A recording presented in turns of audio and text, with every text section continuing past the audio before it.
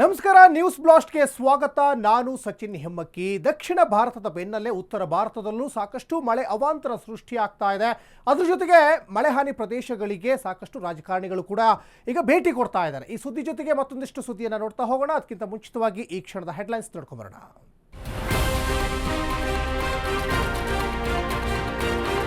ರಣಮಳೆ ಆರ್ಭಟಕ್ಕೆ ಈಶಾನ್ಯ ರಾಜ್ಯ ಕಂಗಾಲು. ಮಣಿಪುರ, ಅಸ್ಸಾಂನಲ್ಲಿ ಅಲ್ಲೋಲ ಕಲ್ಲೋಲ. ಇತ್ತ ಕರುನಾಡಲ್ಲೂ ವರುಣಾರ್ಭಟಕ್ಕೆ ಜನರು ತತ್ತರ. ಸಚಿವರು ಡಿಸಿಎಂ ನಡುವೆ water war. Hemavathi link canal ವಿಚಾರದಲ್ಲಿ ಜಟಾಪಟಿ. ಯೋಜನೆ ವಿರೋಧಿಸಿ ತುಮಕೂರಲ್ಲಿ ರೈತರ ಕಿಚ್ಚು. ಸಿಲಿಕಾನ್ ಸಿಟಿಯಲ್ಲಿ ಮತ್ತೊಂದು ಅಗ್ನಿ ಅವಘಡ. ಟೈರ್ ಅಂಗಡಿ ಭಸ್ಮ. ಬೆಂಕಿ ನಂದಿಸಲು ಹರಸಾಹಸ.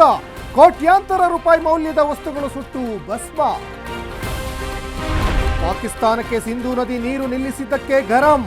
ಬ್ರಹ್ಮಪುತ್ರ ಪ್ರಸ್ತಾಪಿಸಿ ಭಾರತಕ್ಕೆ ಎಚ್ಚರಿಕೆ ನೀಡಿದ ಚೀನಾ. ನಿಮಗೂ ಇಂಥದ್ದೇ ಪರಿಸ್ಥಿತಿ ಬರಬಹುದು ಎಂದ ಡ್ರಾಗನ್ ರಾಷ್ಟ್ರ. ಇಂದಿನಿಂದ ವಿಧಾನಸೌಧ ಗೈಡೆಡ್ ಟೂರ್ ಆರಂಭ. ಆಡಳಿತ ಕೇಂದ್ರಗಳ ವೀಕ್ಷಣೆಗೆ ಸಾರ್ವಜನಿಕರಿಗೆ ಎಂಟ್ರಿ. ಒಂದು ಗ್ರೂಪ್ಗೆ 90 ನಿಮಿಷಗಳ ಕಾಲ ಪ್ರವಾಸ ಸಮಯ ನಿಗದಿ.